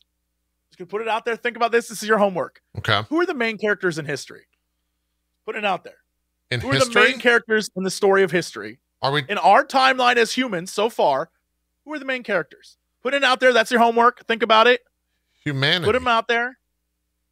Humanity is a group. But who are the main characters of humanity? Who are the people? Oh, okay. We're going that granular. Character. Okay. Yeah, that's what I'm saying. Like, who are the main characters? There's their homework. Putting it out there. And is it the people that we historically see as the main characters, right? So is it the Julius Caesars? Is it like, who knows? The people that, because they're different for everyone, right? Right. There's things going on in the rest of the world while Julius Caesar's doing his thing. Does that mean he's the main character? Or is by him doing a thing help the main character? Just put it out there. Give it to everyone. I think what this is, have some time. Is when Jesse was a history teacher, this is what he would do to his students. This is the thought exercise right here. All I'm saying is, I'm just put someone in chat said Jesus. I'm gonna put this out there. Or is it that Jesus influenced the main character, making him not the main character? Because his teachings were what got the main character to do what the main character did. Just put it out there. Just put it out there. Think about it. God. Come back to us next week. Just give it and if you think about it, Hitler's kind of Loki. In that. What? All right.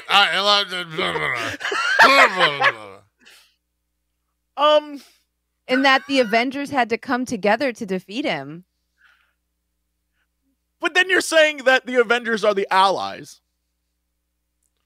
But I say, look, all I'm saying is there's a Hitler quota, an annual quota on this channel.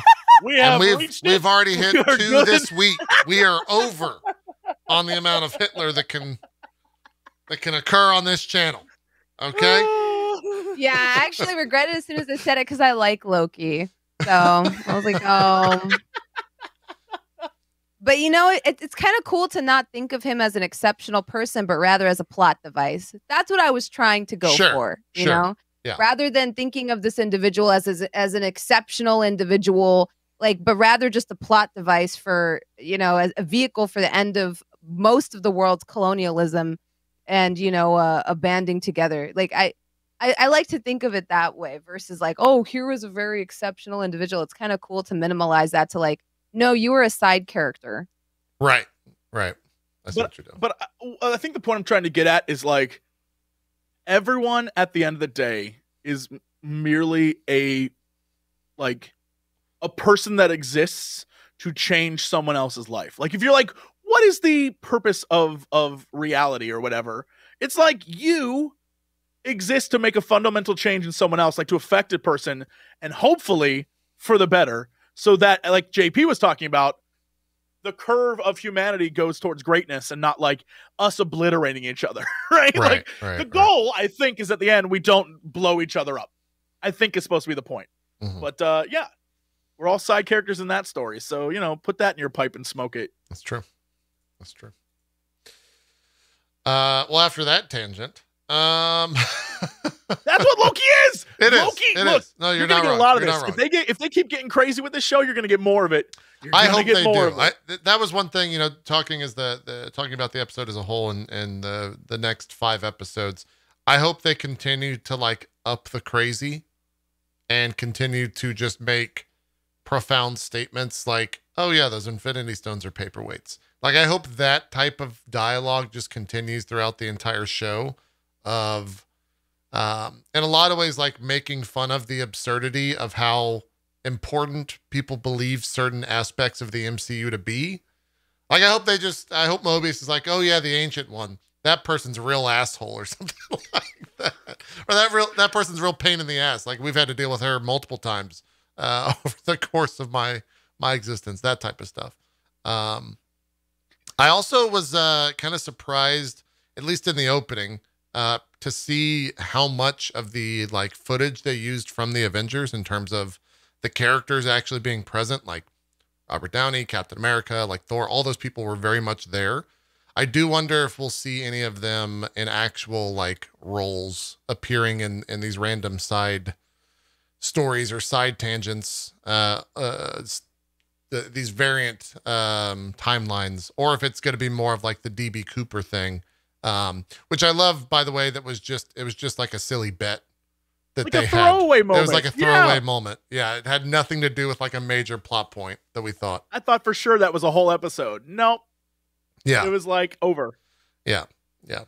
Another thing that I really liked was the comment about the nightmare, or when Loki goes to his place as a nightmare, and Owen Wilson goes, "Oh, that's another department. I'll help you burn it down," type deal.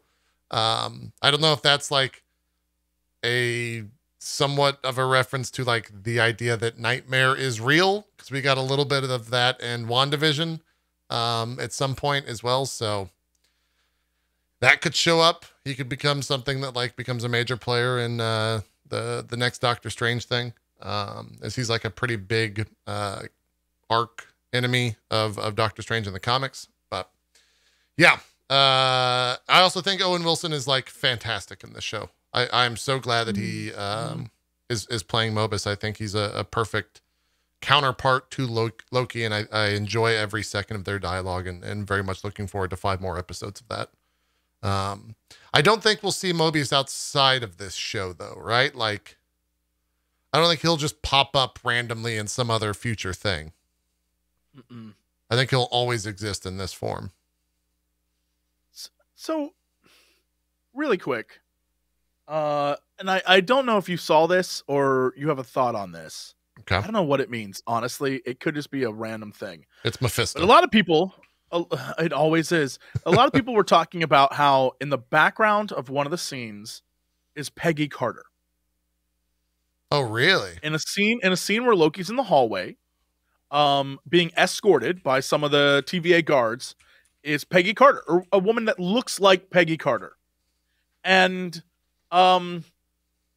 everyone is like, oh, well, it's because of the Captain America Peggy time thing. Oh, you're right. Like, oh, well, it could be a Peggy variant. I don't know what that means. I don't know why it's there. It's interesting that it looks very much like her, but it also is like just a background thing. So what is that? Like, why is there a Peggy variant? What is the, like, which then makes, there's a lot of questions about just what Bronze was saying earlier. Like, you woke up for work late today. Like, maybe they just randomly pull, like, maybe there are versions of us that, like that, versions of us that are pulled through there at random. It's weird. I don't know what that means. Yeah, I'm reading an article from Cinema Blend right now, that kind of has a thought on this. They said, like, why would the TVA be interested in Peggy Carter? And based where we left Peggy at the end of Avengers Endgame, that's basically an answer to how she and Steve Rogers could have created a Nexus event, turning both of them into variants that would attract the TVA's attention with all the stones going back in time. Well, because theoretically there are like 2 Steve Rogers that exist. Right. In time, which that's got to be like, what if they see each other? Right. Like that like having watched the 12 Monkeys show. They fought in Endgame, right? That makes you like kind of be like, well, what if you like, if you have knowledge that this is going to happen, does that change what you do?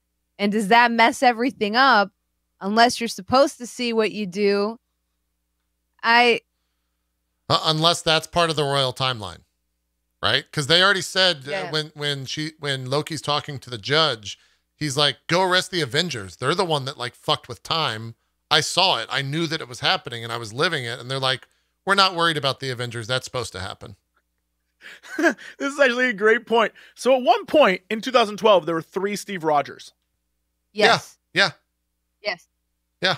And that's what's supposed to happen. I remember when Endgame came out, like, I don't know who it might have been Jesse. It might have been a bunch of people.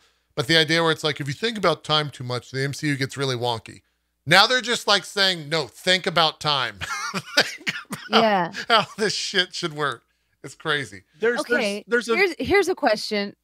Mm-hmm. Why does Loki taking the Tesseract create like a variant that's so bad. Right. Like, where does do it you know go? what I mean? Like, why is it that this is like, we got to fix this right now? Like, Yeah. what is he going to do with it? Where is he going to go with it? He's got to take one of those cubes and release it inside of the Chrono City. That's what he's going to do, right? What's interesting? What's crazy about that? Just think about time travel, man. What a trip. All right, just think about this. I mean, let's go. This falls more into the entire concept of like an evil entity controlling it, because right. Sure. Loki with the reality stone, or not the is such a huge problem that it's. I mean, just like think about what we are told. We are told that everything that happened with the Avengers and time travel was supposed to happen. So if everything was supposed to happen, which is they don't get the Tesseract, they have to go back to a different time where Cap sees Peggy and Tony sees his dad, and they get the Tesseract in a different timeline. That assumes then that Loki is supposed to steal the Tesseract, which means that is supposed to happen. So why are they trying to clip it? That's what I'm getting at. Thank you, Jesse. Because it's like he would have had to do that in order for them to go further. Like, in order for their plan to go down the way it did, he has to steal it. Thank you, Jesse. Right. That's exactly what I'm trying to say. So, like, what about that? Are they like, wait, but don't, but also do, but also we're going to delete you if you do, but also don't. All right. Like, and that's why I think there's a malevolent force. Yeah, if he's supposed to steal it and everything's supposed to happen, that's why I think there's like a malevolence behind it, which is literally just like, no, we wanted all that stuff to happen so we get X, Y, and Z out of the way, and you are a new problem that we also are trying to get. Like, I'm telling you, this is going to be at the end, it's going to be like, Kang is here. Like, I'm ready everything the Avengers was supposed to do is supposed to happen, and that means Loki was supposed to steal it. All right, stay with me here. If Loki somehow at the end of this lives, and that's not actually him that dies there in the ship with Thor, okay? What if the completely unexplained rat that lets Ant-Man out of the quantum realm is actually Loki shapeshifted? Loki riding the rat. No, he is the rat. He could just become a rat. I mean, you're right. There's like a lot. There's a lot here. And I think this could be so much fun, this entire series. Yeah, because we're just going to do this for 5 more episodes. I'm so excited. Yeah, I want to get 5-head with this. I want to get real crazy. Yeah. I'm excited. Yeah. It's fun. I don't know where it goes, though. And I also wonder if, like, Marvel comes out and they're like, fucking stop. Like, you guys are going too crazy. Stop. This is self-contained. None of this shit makes any sense. Stop. I mean, honest to God, it literally could be just like when everyone freaked out over seeing not my brain just died. I was about to call him Silverware. That's not his name. Silver Surfer? What? Not Silver Surfer. This is Johnny Speedman. Fast guy. Quicksilver. Quicksilver, thank you. Silverware. Yeah, that's his name. You were close. But it's like when people saw Quicksilver and they were just like, oh, it's the other timeline. It literally could be as simple as a goof they put in the background where it's like, the Peggy Carter TV series is no longer canonical. We wiped it out. Right. Well, it could be just a goof. The other thing that's very likely is that, like, we're Mephistoing ourselves. Like, this is WandaVision all over again. We're just getting hype. Yeah. But, like, I'm fine with that. I'm fine with I would love to Mephisto myself. Yeah. I'm all right with it. That sentence. Everyone needs to Mephisto themselves every once in a while. You know, you haven't lived until you Mephisto yourself. Yeah. Anyways. Anything else you guys want to discuss on the first episode of Loki? I do feel that every week is going to be a thought experiment on this show. We'll discuss what was happening, and then we're going to be like, all right, what if Steve Rogers goes back in time and fights a T-Rex, and that's why Loki is actually Kang from the future and Mr. Sinister at the same time? And here's the thing. If that happened, we would be geniuses. It's true. We're just going to keep saying something until we This is the Yeah, Jesse eventually- Cox way. You just say enough Yeah. things until one of them sticks, and then everyone One of your theories is gonna says you're a work. god. Yeah. Yeah, and then like people will come back to it and be like, I "Oh get my it. god, remember you called this?" And I'm like, "Yep, I very much do." Along with Yeah. 80 other things, but this is the one that stuck. Yeah. Profit, It's true. profit, Coxterdamus, right here. Mhm. I do hope that that it's not just Tom Hiddleston playing the Loki at the end of that. I hope that's like a female Loki. The build I think that'd kind be a of fun looked reveal. like that. Yeah, that'd be The that'd be build looks awesome. a little bit more like the fact that they kill them with fire and not with like actually fighting them, I think was meant to obfuscate that the build is different. Yeah. Mhm. The long billowy coat, I think it is going to be like a different form or different Or- version of Loki. Or it's like Loki's son, right? Yeah, it's got to be something Yeah. weird like that. Do you guys have any thoughts on what 7/20/89, the court case she's referencing is? That's a date, right? 7/20/89 or whatever. I don't remember. So I'm like, is that what she's like That's- talking with that's the before she goes file. with Loki? that's what the judge brings up in court. She brings up 7/20/89, and I think it's the incident number, or case number, or something. And I was like, that's a date. That's definitely a date. I looked it up online, and it was like the date a certain comic came out, and I was like, okay, there's a comic that came out, and come on, like. I mean, they do make references a lot of times with just like numbers. Like in a lot of Marvel movies, if you go and look at the license plates of cars, they're usually tied to dates of like important issues of the comic of the movie that you're watching. That stuff is definitely thrown in there. But yeah, I have no idea. I didn't notice that number. I didn't take part in researching that number at all. But Well, I think that's what she calls the incident number or the variant or something. So I was like, wait. Did he vary from an issue? Oh, chat saying Thor 405. Now I want to figure out what happened in Thor yeah, 405. could be real. Let's see. That's interesting.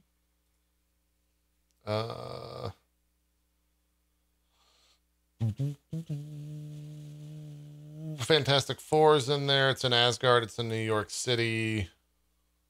I just want to let everyone know, I understand how conspiracy theories start, because looking at just typing in Loki 7/20/89, let me tell you, there are countless web articles where like the number included in the web article is 7/20/89 that's about Marvel Comics.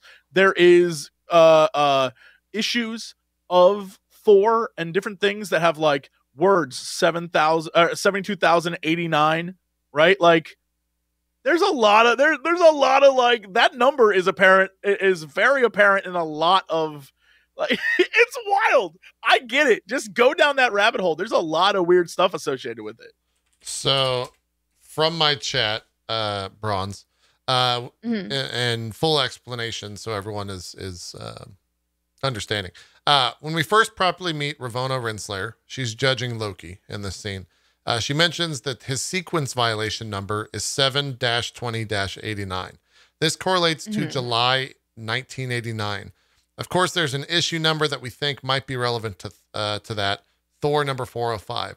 The Thor issue that was cover dated that month stars the Fantastic Four, the Negative Zone, and Mount Wundagore.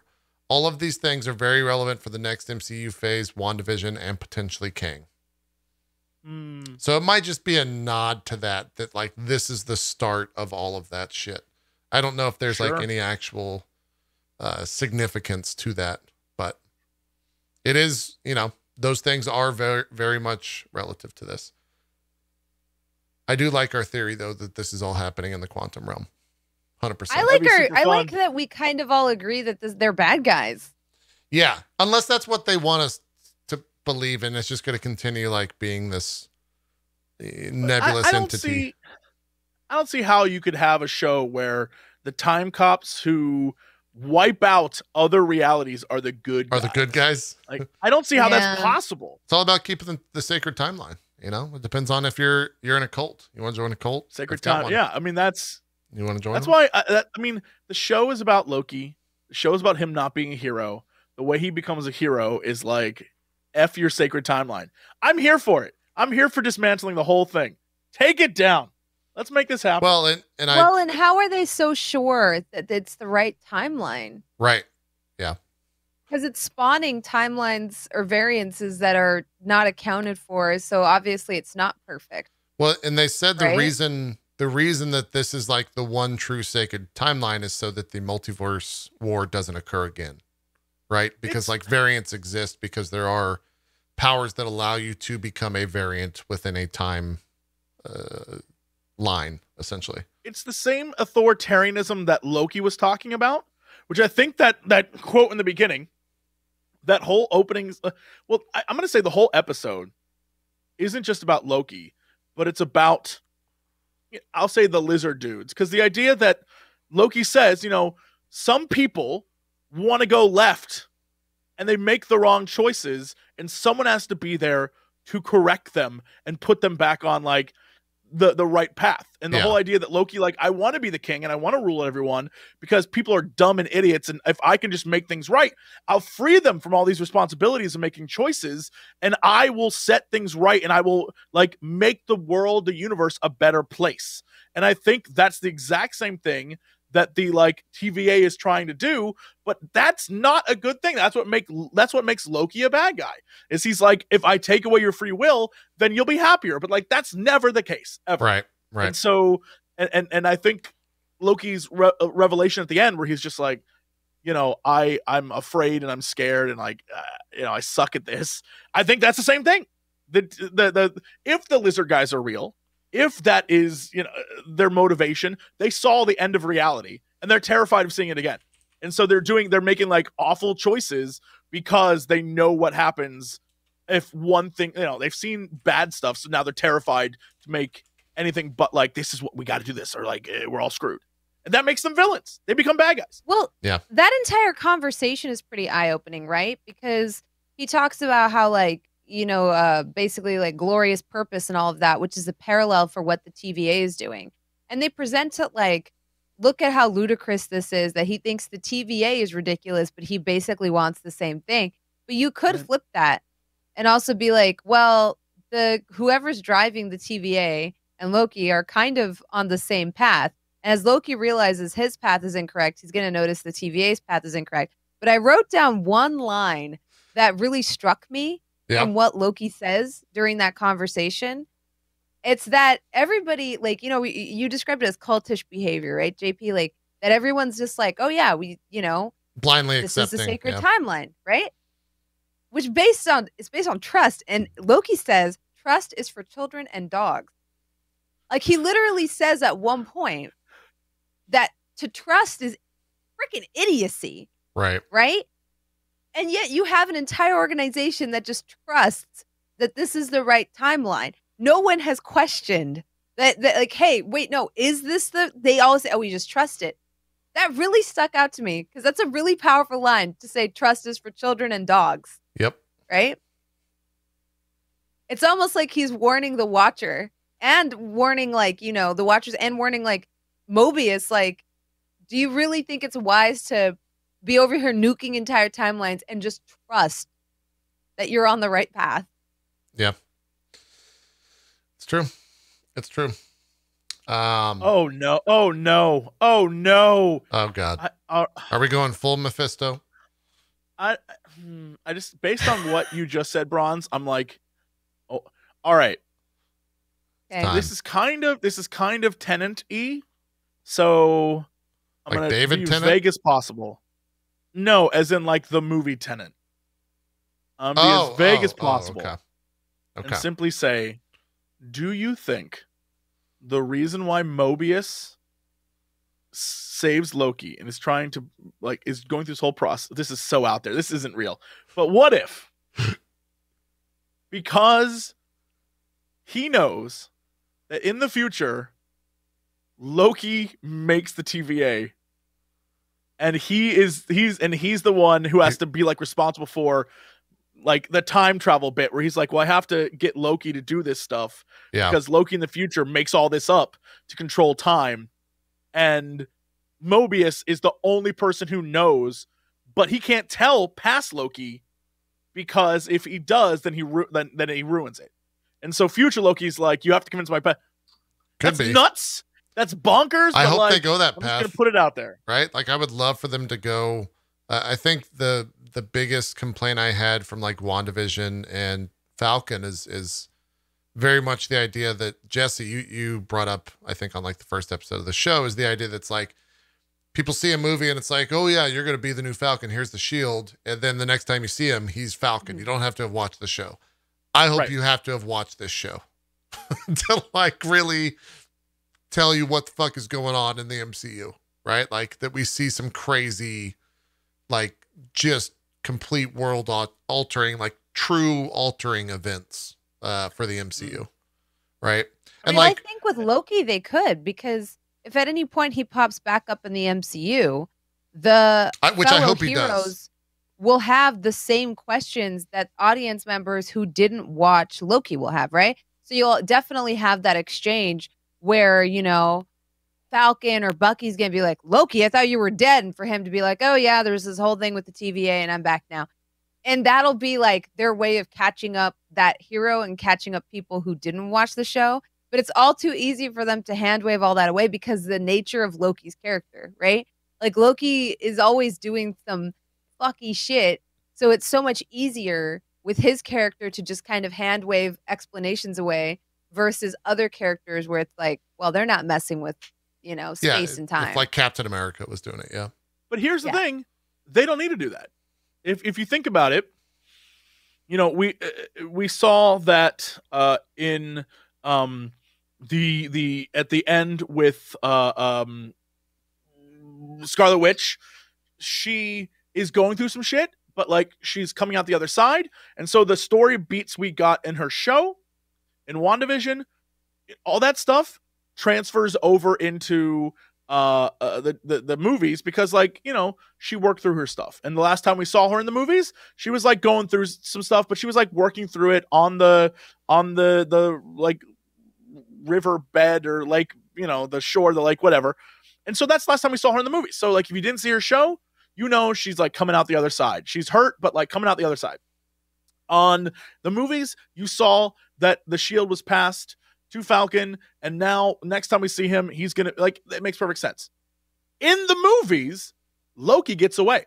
And if you only watch the movies, you know that in some reality, somewhere, Loki's still around. And so Loki can show up back in the movies whenever he wants. Oh, and just because in the movies, yeah, he got away. That's true. They don't need to explain it because in the movies it's already explained. I guess that's true. It's a closed loop, so right? They never need to say anything. Yeah, they can say, "Oh, that's alternate timeline Loki," and be fine. They don't have to do that with this show because he's already in it. That's a good point. And so they've wrote themselves a perfect, like, we can have Loki show up whenever because Loki's still alive. Wink. Yeah.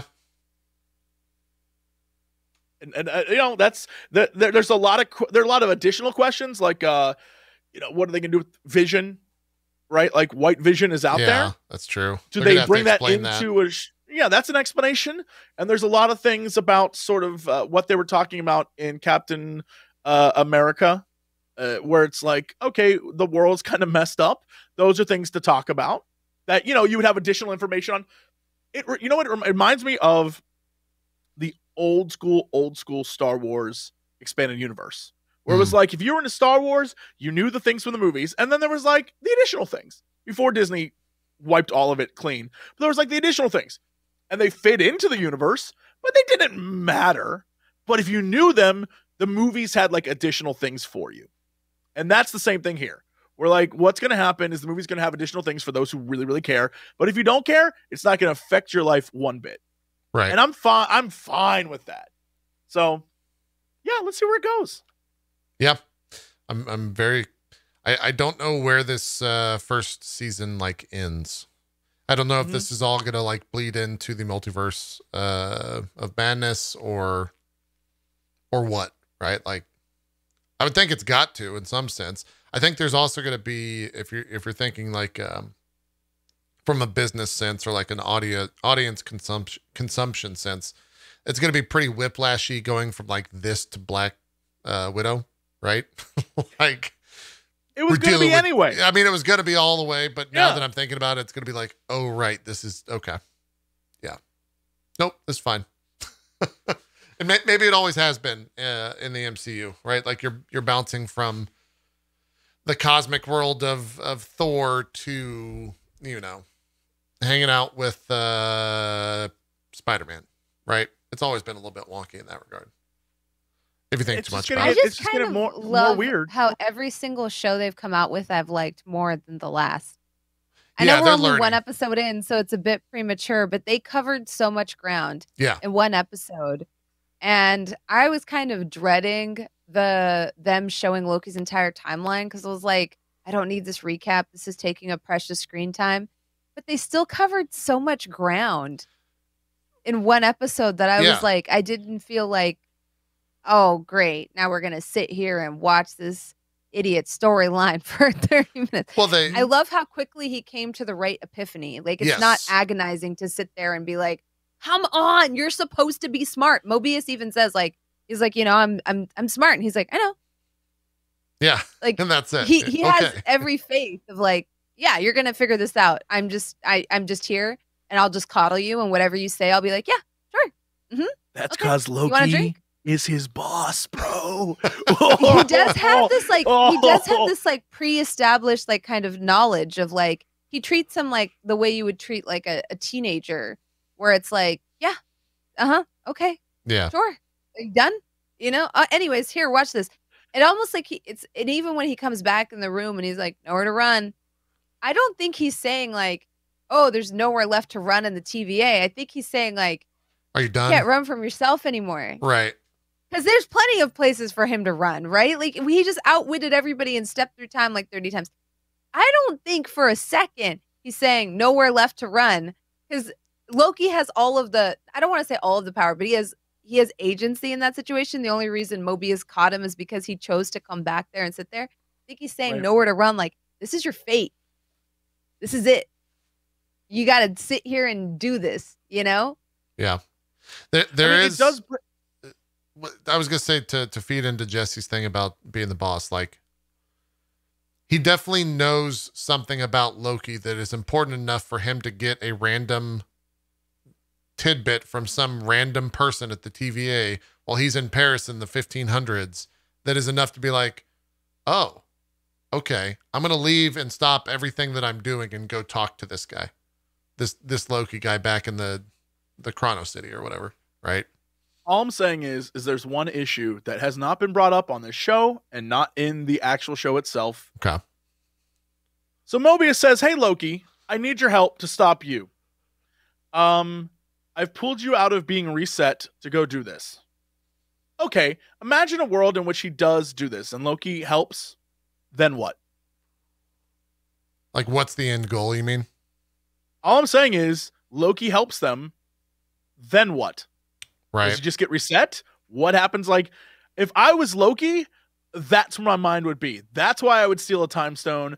That's why I would like be setting up all this other stuff. Because if you're the trickster god, if you're this like god of mischief, immediately your head's gonna be like, if I help them, they're still gonna reset me because I'm a very He's always two steps ahead. Yeah. yeah. There's absolutely no way he's not thinking about like, oh yeah, no, I'm gonna help them and then what?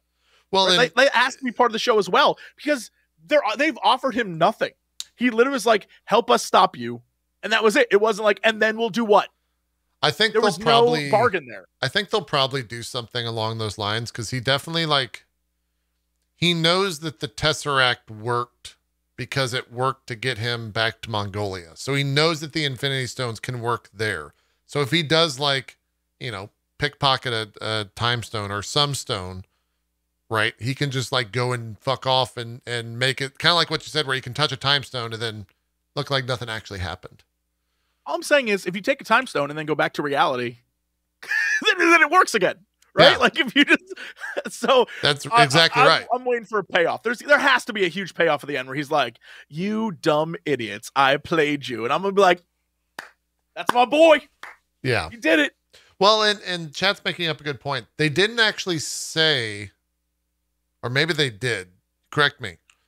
They didn't actually tell Loki that they were hunting Loki, right? Or did they actually do it with Mobius? The last like, line is over, he says like, "We're gonna hunt you," and then it shows that scene. Okay, all right, so they did. Yeah. So I mean, it's exciting. Who knows? Yeah, I love the potential for this show because the other two shows, even WandaVision, even though it was weird, you knew what was happening. You knew Wanda was going through some shit. Yeah. This show, I couldn't tell you where we're going to end up or what the like major plot even is of this show.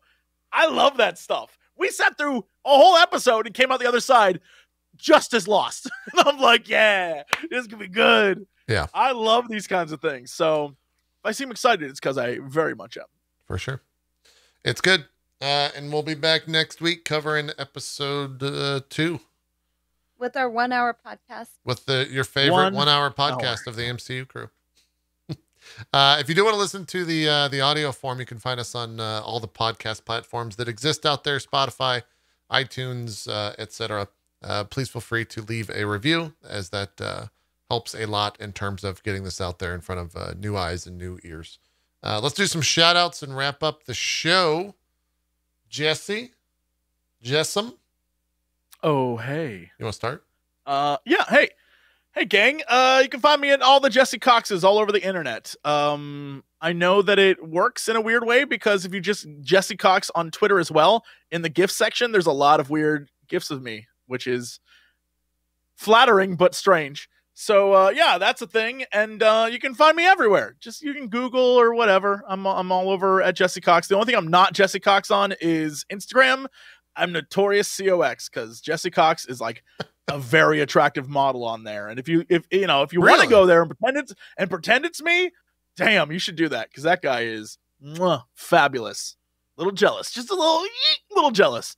But yeah, and I do all sorts of things on the internet. So if you want to come hang out on any of the weird games I play or shows I am in, or stuff I make, by all means, I would love to have you hang. So that's that. Awesome enough. Bronze, do some shout outs. Where can people check you out? Hi, hello. I'm ThatBronzeGirl. I personally think this is the best timeline version of myself, but I'm always going to say that. Sure. You can find me on Twitch and on Twitter at ThatBronzeGirl. I host or I DM a D&D game on Tuesday nights at 6 p.m., which is pretty fun. I'm currently playing through Subnautica and the new Final Fantasy VII DLC, the Yuffie one. It's lots of fun. You can follow me on Twitter. I'm kind of somewhat close-ish to 30,000 followers, which is kind of a huge milestone for me. I'm still a ways away. Don't get too excited. But, I post a lot of content there. And yeah, that's me. Thanks for putting up with my World War II exposition. I'm not going to say the name again because we hit our quota, but yes. Yes. Look, it's okay. I said I think look, Giancarlo Esposito said it on the Ubisoft conference. So he already beat you because he said in front of all of E3. But then on Drop Frames, we continued and said it multiple times. And then I ended up saying the name, #name Stan on Twitter, right? So this is like some Voldemort shit, and it's weird. This is weird now. Yeah. This is some I'm weird in good Voldemort company. I'm stuff. not going to get canceled out here. It is. Okay. This is very who You've cannot made be it named. weirder. You've made it weirder now. Both of you have He who really shall not be made it named. weird. Yeah. Also, random tangent. Did you know that the end all be all, because I started Googling the power levels of the MCU. Did you know who the strongest person is in the Marvel universe? Galactus. I thought at one point it was Spider-Man. It's quite literally God. Oh yeah, I remember that now. That's so. Well, hold on. Is that the MCU or just the Marvel? That's just universe? Marvel. It's Marvel. I was about to say his name is the one above all. He is the strongest entity in the entirety of the MCU. He also shows up in a issue of Spider-Man. Funny enough, but yeah, there's the one above all, and then there's the one below all, I think, as well. But the one above all is the strongest. Yeah. Google What it are if you you trying want. to say? What is the I don't point know. of this? I don't know. I just thought that was Give interesting. y'all some Jesus is what we're trying to say. You need Jesus, chat. That's what I'm saying. That's Loki is going to I've become seen God. so many No. discussions though, because like there was one that was like, oh, the out of the superheroes, Spider-Man is the strongest just because of the Spidey sense. Yeah, I think there are yes. Which is like precognition or whatever, technically. So like I it's thought almost Captain impossible Marvel was to supposed to be defeat him. the most powerful, right? In the MCU, she is at this point. For sure. Yeah, she is. Her and Wanda, I Which think, kind are of of the makes strongest. me laugh because I feel like Doctor Strange would body at least Captain Marvel, like, or even Wanda. Like, how do you defeat somebody that can manipulate reality? This is a in between TV show conversation right here. That's what this is. Someone Okay, remind right. us of this, and we'll come Yeah. back to it. Like, We'll come who's back. stronger, God or Captain Marvel? We'll Yeah. come back to it later. Yes, yeah, we'll have that God, conversation. Captain Marvel. We'll have that conversation. Who's stronger? Yeah. Anyways, thank you guys for watching. Like I said, check out the MCU Crew on all your favorite podcast platforms. If you're new, because we did have a lot of new viewers today, thanks to E3, we post this VOD up on youtube.com/itmeJP. If you want to go back and watch any of the older episodes, as I think we're on I think we've done like 12 weeks of this or some shit, some absurd amount that doesn't make any sense when it comes to how quick it's been. But yeah, they're all over 2 hours as well, I think. All very long. So you have a lot of content to go back and watch if you want to. Anyways, we're out. We'll see you next week for more with Loki episode number 2 and whatever else happens between now and then with the MCU. Have a good rest of your week. Bye-bye.